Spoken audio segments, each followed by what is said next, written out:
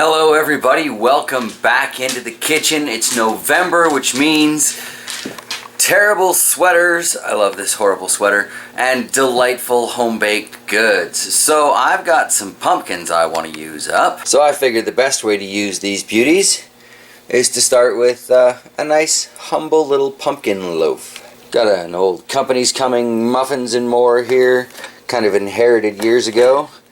Gonna go with the harvest loaf recipe from in here somewhere. There's a super quick look at what it calls for. I'll be making some changes, no chocolate chips, no nuts. I've got some mixed pumpkin spice that I'm going to be using instead of all those spices.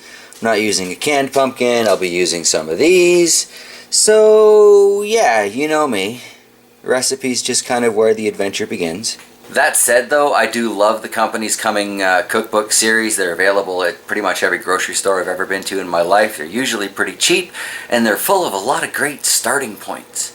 Anyway, this started off as harvest loaf. I'm turning it into pumpkin loaf, just straight up pumpkin loaf.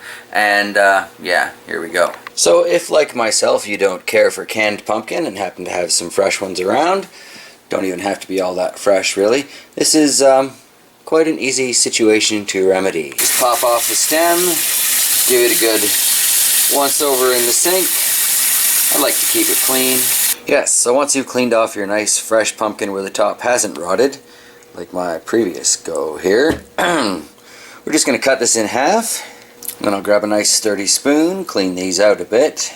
I'll just put these aside for later, probably go through there, pick out the plumpest seeds for planting next year and roast the rest. Roasted pumpkin seeds. Here we have our two cleaned out pumpkin halves. Takes a whopping maybe minute and a half.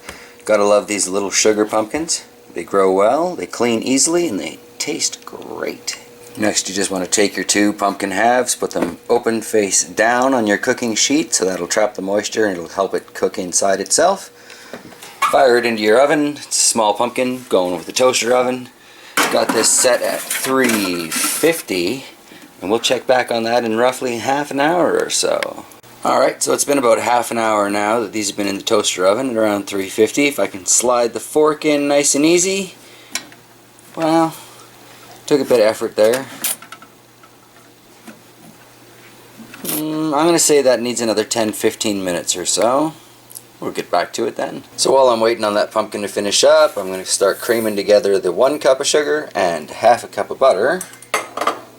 Get things going here for the rest of this. So after another 10 minutes in there, that fork goes in much more easily. I don't even know if that counts as good grammar, but whatever. The pumpkin is ready. Good timing, really. Because the next step in this is to beat in the eggs, 2 eggs, 1 at a time though. So that's the first egg in there, second one to go. So now we need 1 cup of this delicious, gorgeous cooked pumpkin. Just measure that out here. Just need to mash it up a little bit, doesn't take a whole lot of effort. And that's better than any canned pumpkin I've ever had. Alright, 1 cup. So that 1 pumpkin gave me just over the 1 cup I need, works out quite nicely. Score 1 for little pumpkins. I need to scoop that out and mix that through. Alright, so in our second bowl, 2 cups of flour, 1.5 teaspoons of baking powder, there's the last one of those in, a half teaspoon of baking soda, half a teaspoon of salt, and 1.5 teaspoons of the homemade pumpkin pie spice. Camera's not working with me today. Okay, need to mix all that together. Alright, now we mix bowl 2 into bowl 1. Stir it all together until it's just nicely moistened. And we get to pour our delightful batter into some pre-greased loaf pans. This is a 2-hand job, I think. So next we'll just fire these into the toaster oven. It's sitting at 350 still, so nicely preheated. Check back on these in the usual half an hour, see how they're doing. Well, here they are after half an hour at 350. Probably not ready yet, but I'll grab a toothpick and check them out anyway.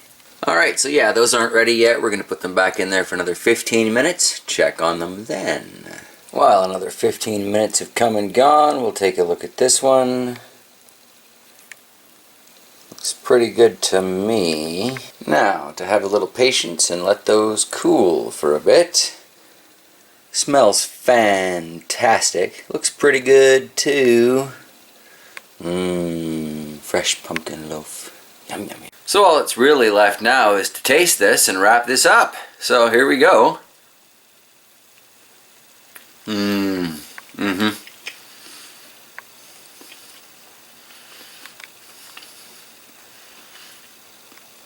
This turned out to be a very delicious, very moist sort of loaf. Really easy to make. If I can make it, you can make it.